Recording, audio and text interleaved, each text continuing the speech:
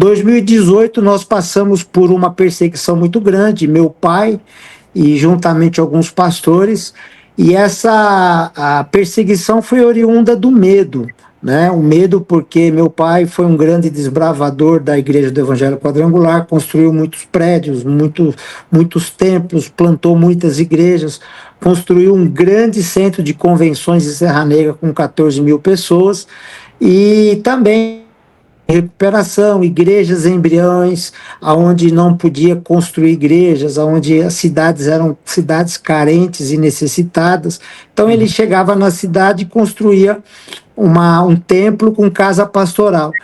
E de repente, em 2018, ele foi alvo de muita perseguição, e essa perseguição desencadeou na Igreja do Evangelho Quadrangular uma espécie de cassação de presidentes em todo o Brasil, e chegou a ficar a nível insustentável. E essa perseguição ela não foi só física, com ameaças, mas também nós tivemos uma grande embate na justiça, um grande embate judicial. Então, quem me vê hoje ser do jeito que eu sou é porque eu trilhei um caminho muito difícil. Para chegar até aqui, né? Houve nessa ruptura que houve a participação da Igreja Quadrangular Internacional? Eles participaram disso? O que eu fiz? Em 2018, eu levei esse problema que está acontecendo, eu levei até a Igreja Internacional, eu levei os dossiês, as denúncias, tudo que estava acontecendo, as heresias, porque o Estatuto da Igreja do Evangelho Quadrangular, ele prevê que haja uma comissão de ética, de disciplina eclesiástica. Então eu levei na comissão de ética, eu levei na Igreja Internacional.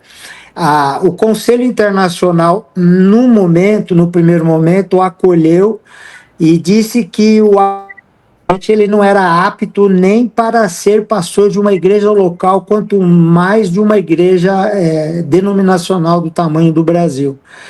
E quando foi em janeiro de 2019, houve uma reunião em Miami, e a igreja brasileira levou 40 pessoas, gastando tudo isso com dinheiro das ofertas, lá para Miami. Lá tudo estava certo para que fosse disciplinado, porém lá houve um espírito de engano, de engodo.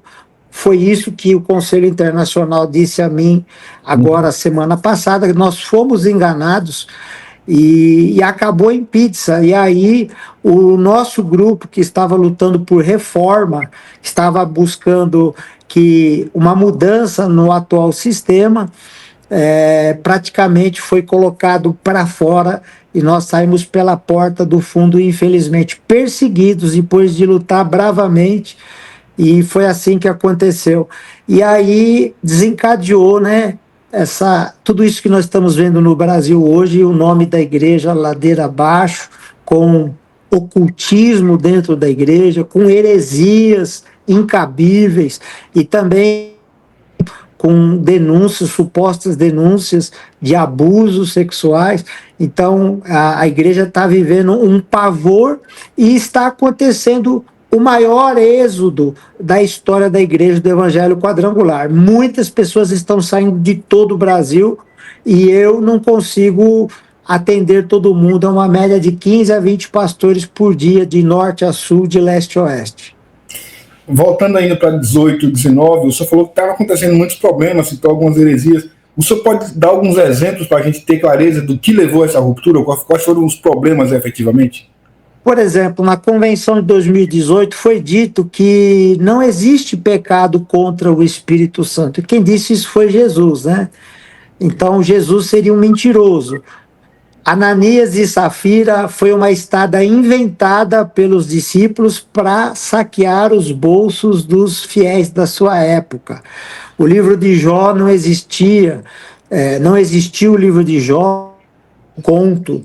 Enfim, são muitas heresias. Como nós temos um Deus interior que nós podemos nos perdoar, e outras heresias mais. Então pegou questões morais e simplesmente jogou no lixo. E essas foram as heresias de 2018 que deu origem a essa queda toda. Depois teve novas heresias, como inspiração numa caverna, consulta dos mortos, e assim vai. E a gente vê que, por exemplo, ganharam um caixãozinho na convenção. Então você vai para uma convenção, eu lembro que quando eu era garoto, jovem, eu ia para uma convenção e nós voltávamos ganhar almas, de plantar obras, de ganhar, de crescer para no outro ano.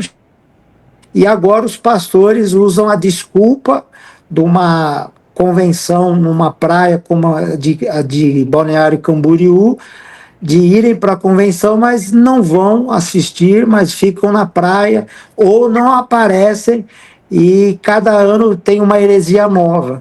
Então, infelizmente, é a atual situação da igreja. Na verdade, uma igreja que ela foi fundada pelos americanos, pela Igreja Internacional, uma mulher, em 1910, 1922, construiu o Angelus Templo, a maior igreja da sua época. Ela influenciou Hollywood, ela ganhou para Jesus Anthony Quinn, que era um ator americano, batizou Marilyn Monroe, teve uma espécie de ajuda do Charlie Chaplin para fazer o púlpito, a questão da acústica do Angelus Temple. E essa igreja, que foi uma igreja que não vai entrar no mérito agora, se mulher pode ou não pode pregar a palavra, mas foi a igreja que desatou a unção na vida das mulheres. Então as mulheres pregam hoje, são de igreja, que elas têm empoderamento para isso, até mesmo como profetisas de Deus. Foi a fundadora, a Aimee Semple McPherson, que foi e deu origem a esse movimento pentecostal que fez a inclusão de negros, por exemplo, com William Seymour, na Rua Azusa. Ele ficava no corredor da escola, ele não podia sentar junto com as demais pessoas brancas. Então, desse movimento, trouxe a unidade, o empoderamento do negro, do asiático, da mulher, enfim. E essa mulher, ela fundou o Colégio Bíblico Life, e de lá saíram pastores e pregadores para o mundo inteiro. E para o Brasil veio o Harold Williams. Ele veio, a igreja ofertou uma tenda rasgada, então lá eles remendaram as tendas e escreviam versículos na tenda e mandaram para a igreja brasileira. Então começou aqui no Cambuci esse movimento que influenciou o Brasil para Cristo e outras amor. Veio missionários aqui, montaram o Instituto de Teologia, a missionária Louise, a Margarida Mary Johnson, pastor Faulkner logo depois. Então essa é a história bonita da igreja quadrangular, que foi tomada por um homem e apagou-se tudo que foi feito, e a herança e o legado espiritual que essa igreja tem. Pastor, e como é que foi para o senhor, que é um estudioso da história da igreja quadrangular, seu pai também um decano, ouvir o Mário de Oliveira, por exemplo, fazer tantas críticas à própria Aimee, dizer que ela dava seus pulinhos de vez em quando também, pulava a cerca? Ele fez algumas falas nesse sentido, né? Olha, hoje em dia, para nós acompanharmos a pregadora, a irmã Aimee Semple McPherson, eu acho que não nasceu homem na igreja quadrangular ainda para chegar na altura dela, porque ela foi uma mulher à frente do seu tempo. Hoje a igreja quadrangular no mundo tem 100 mil igrejas em todo o mundo, são milhões de pessoas. Eu estive agora na última semana em Denver, Colorado, e lá nós tínhamos mais de 3 mil, 4 mil pastores de todo o mundo, e é uma coisa assim, você vê japonês, chinês. Eu recebi palavras proféticas de uma pastora chinesa. Então tinha lá da América Latina, da África, dos Estados Unidos, tinha gente do mundo inteiro. Então é triste ver o que está acontecendo com a igreja brasileira, e é comum você andar nos corredores, as pessoas falarem assim: olha, os garotos brasileiros, Brazilian Guys, estamos orando pela igreja no Brasil. A igreja no Brasil, ela está sendo um motivo de vexame, coisa que nunca aconteceu.